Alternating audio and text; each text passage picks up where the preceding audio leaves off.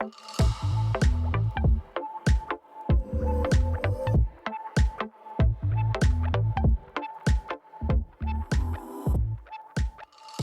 my friend. Welcome back to the Mindset Check podcast. I'm your host, Misha McKittrick. This is a podcast where we believe that as you take time for a mindset check, you have more power than you think you do. And where we also believe that as you drop into the present moment, you find that you are exactly where you should be. Today, we're going a tiny bit old school. We're going to be incorporating a really important, powerful, and impactful story with thoughts and ideas to form a mindset check and help you drop in and hopefully to a point where you can be overflowing and totally filled up today. Without further ado, today we're just going to drop right into the episode. One day when my kids were little, my husband and I were out in front of our house with them, and it was early evening in those twilight hours, and the weather was so incredible. And as we were out there, a very wise old man was riding his bike by. And as he did, he paused and he set his foot down on the pavement. And he asked what we were doing. And when we answered, we explained that we were catching these tiny little frogs. And he took a moment and he shook his head back and forth, saying, "So important, so important." That moment has stayed with me for a very long time. And it was one that I hold on to and I go back to often because it taught me so many things in just that tiny little moment. I want to tell you a story right now called The 3 Questions, written by Leo Tolstoy.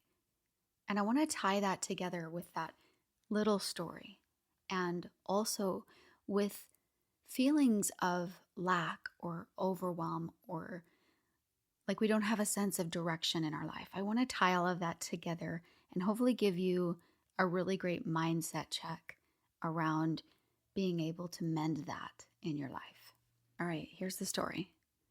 It once occurred to a certain king that if he always knew the right time to begin everything, if he knew who were the right people to listen to and whom to avoid, and above all, if he always knew what was the most important thing to do, he would never fail in anything he might undertake. And this thought having occurred to him, he had it proclaimed throughout his kingdom that he would give a great reward to anyone who would teach him what was the right time for every action and who were the most necessary people and how he might know what was the most important thing to do. Learned men came to the king, but they all answered his questions differently. In reply to the first question, some said that to know the right time for every action, one must draw up in advance a table of days, months, years, and must live strictly according to it. Only thus, they said, could everything be done at its proper time. Others declared that it was impossible to decide beforehand the right time for every action, but that not letting oneself be absorbed in idle pastimes, one should always attend to all that was going on and then do what was most needful. Others, again, said that however attentive the king might be to what was going on, it was impossible for one man to decide correctly the right time for every action, but that he should have a council of wise men who would help him fix the proper time for everything. But there were also others who said there were some things which could not wait to be laid before a council, but about which one had to at once decide whether to undertake them or not. But in order to decide that, one must know beforehand what was going to happen. It was only magicians who know that, and therefore, in order to know the right time for every action, one must consult magicians. Equally various were the answers to the second question. Some said that people the king most needed were his counselors, others the priests, others the doctors, while some said it was the warriors, that were the most necessary. To the third question, as to what is the most important occupation, some replied that the most important thing in the world was science. Others said it was skill in warfare, and others again said that it was religious worship. All the answers being different, the king agreed with none of them and gave them the reward to none. But still wishing to find the right answers to his questions, he decided to consult a hermit, widely renowned for his wisdom. The hermit lived in a wood which he never quitted, and he received none but common folk. So the king put on simple clothes, and before reaching the hermit's cell, dismounted from his horse. Leaving his bodyguard behind, he went on alone. When the king approached, the hermit was digging the ground in front of his hut. Seeing the king, he greeted him and went on digging. The hermit was frail and weak, and each time he stuck his spade into the ground and turned a little earth, he breathed heavily. The king went up to him and said, "I have come to you, wise hermit, to ask you the answer to 3 questions. How can I learn to do the right thing at the right time? Who are the people I need most, and to whom should I therefore pay more attention to than the rest? And what affairs are the most important and need my first attention?" I want to pause right there and ask you, does that feel familiar to any of you? The hermit listened to the king, but answered nothing. He just spat on his hand and recommenced digging. "You're tired," said the king. "Let me take the spade and work a while for you." "Thanks," said the hermit, and giving him the spade, he sat down on the ground. When the king had dug 2 beds, he stopped and repeated his questions. The hermit again gave no answer, but rose, stretched out his hand for the spade, and said, "Now rest a while, and let me work a bit." But the king did not give him the spade and continued to dig. 1 hour passed, and another. The sun began to sink behind the trees, and the king at last stuck the spade into the ground and said, "I came to you, wise man, for an answer to my questions. If you can give me none, tell me so, and I will return home." "Here comes someone running," said the hermit. "Let us see who it is." The king turned round and saw a bearded man running from out of the woods. The man held his hands pressed against his stomach, and blood was flowing from under them. When he reached the king, he fell, fainted on the ground, moaning feebly. The king and the hermit unfastened the man's clothing. There was a large wound in his stomach. The king washed it as best as he could and bandaged it with his handkerchief and with a towel the hermit had. But the blood would not stop flowing, and the king again and again removed the bandage, soaked with the warm blood, and washed it and rebandaged the wound. When at last the blood ceased flowing, the man revived and asked for something to drink. The king brought fresh water and gave it to him. Meanwhile, the sun had set, and it had become cool. So the king, with the hermit's help, carried the wounded man into the hut and laid him on the bed. Lying on the bed, the man closed his eyes and was quiet. But the king was so tired from his walk and from the work he had done that he crouched down on the threshold and also fell asleep, so soundly that he slept all through the short summer night. When he awoke in the morning, it was long before he could remember where he was, or who was the strange bearded man lying on the bed and gazing intently at him with shining eyes. "Forgive me," said the bearded man in a weak voice, when he saw that the king was awake and looking at him. "I do not know you, and I have nothing to forgive you for," said the king. "You do not know me, but I know you. I am the enemy of yours who you swore to revenge himself on you, because you executed his brother and seized his property. I knew you had gone alone to see the hermit, and I resolved to kill you on your way back. But the day passed, and you did not return, so I came out from my ambush to find you and came upon your bodyguard.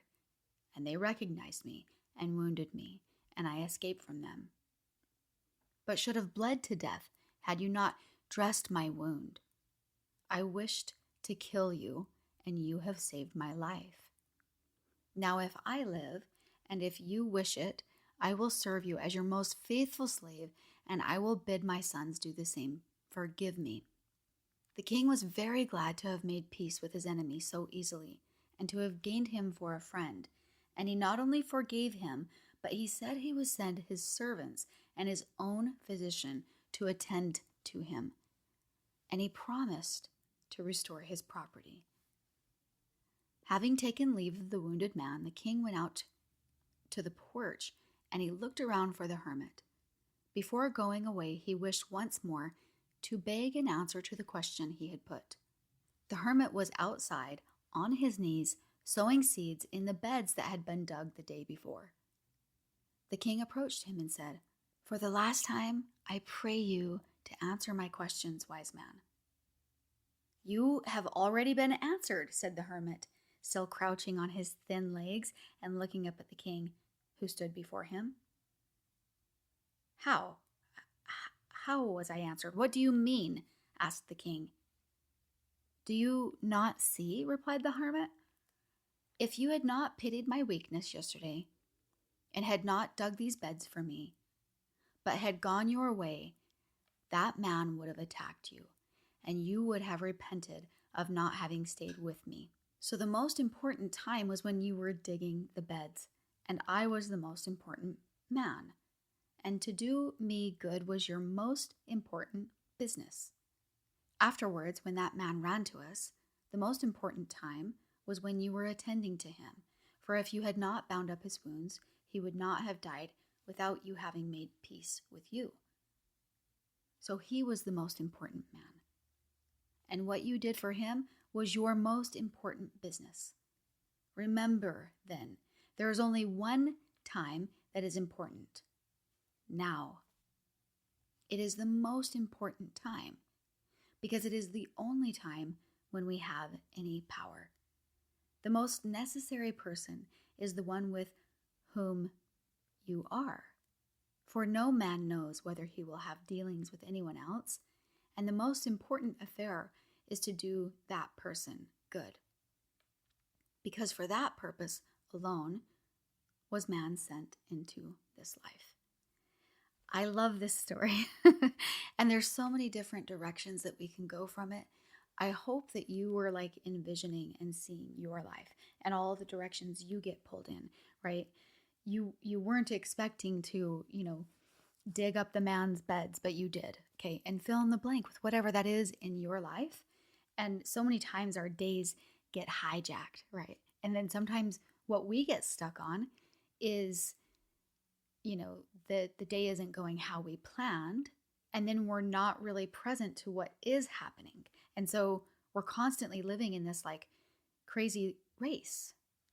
But when we can find the present, the moment of now, all of that changes. Everything changes. There's a movie scene that I love, and I cannot remember. I think it's from Inception. So if you know, message me and tell me.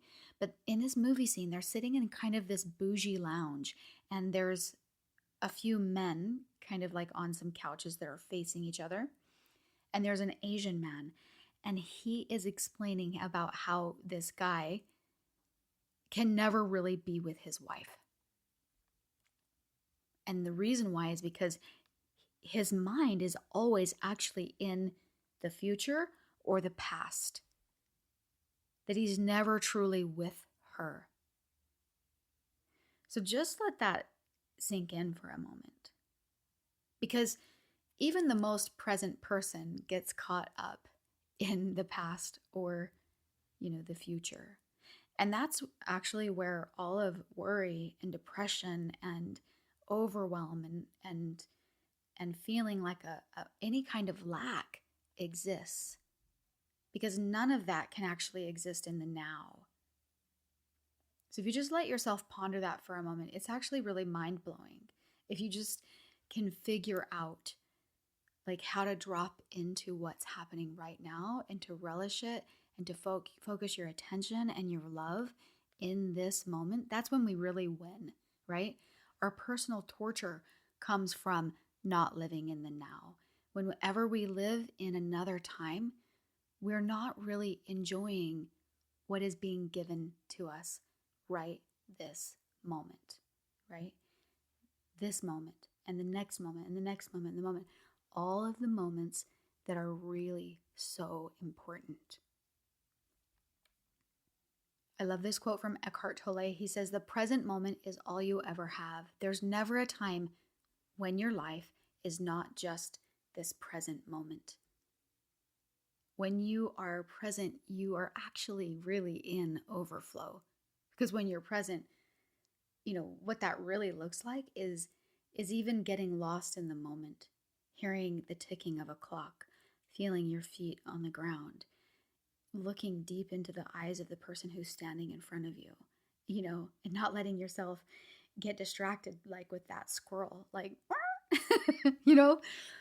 being present drops you into overflow. And dropping into the present actually creates a different future, because when we live in the present, we have different feelings. And when we have different feelings and what we focus on, we bring those feelings and those things forward in our life more prevalently. It's actually the most beautiful equation to sit and ponder. So I just wanted you to take a moment and just really, really ponder how much of your life is spent wondering, like, well, what's next? And what's the most important thing to focus on? And what's right? Like the king. And he's just really, because he actually wants to do it so right. You can tell the king has this really good heart. And because he wants that so badly, he's so focused on the future, right? And maybe even the past too, like looking to well, if I had only and and looking to the future and how do I, right? And I love the story, the way that it just brings us right into the present. In the present, there's not overwhelm. In the present, we find deep contentment that comes from accumulation of important moments. It's actually a very opposite feeling from feeling stripped and feeling like we are not actually doing what we can with the time in front of us, and the way that can cause us to feel a lack of purpose or accomplishment. Living in the present, you walk away from feeling unfulfilled. You check in to what is. You actually drop into acceptance. And so a simple challenge and a little bit of a mindset check to commit to be in it, to enjoy it. And if a twist or a turn comes to you that is unexpected, allow yourself to find the purpose of that moment too. To start saying things like, I rejoice in every moment. I love my life. All of those little quotes by Louise Hay, right? Being able to see that what is exactly the way it should be. Accepting and loving what is truly the key to making every moment so important, right? Like the old man that rode by and absolutely felt himself become so full to overflowing in our tiny little moment of catching baby frogs. I hope that from these stories you can see that when you drop into the present moment, you have more power than you think you do. I hope this episode gave you something to really think and ponder of, and helps you come back to dropping into the richness of life. As always, I would love it if you share this podcast episode. And also, I just wanted to say thank you. Thank you for being a listener of this podcast and for supporting so much of the things that I do. You are truly a good friend to me. And I know that seems so strange, but I prepare these podcasts with so much love in my heart, and the magnitude of what I share already has me dropping into loving you, even though I may not know you. I just wanted to point that out to you. And also, before we part, I want to remind you that one tiny little moment at a time, living that in the present, is really all that it takes for us to be checked into the magic, the overflow, and the beauty that can be experienced in the present. Until next time, my friend.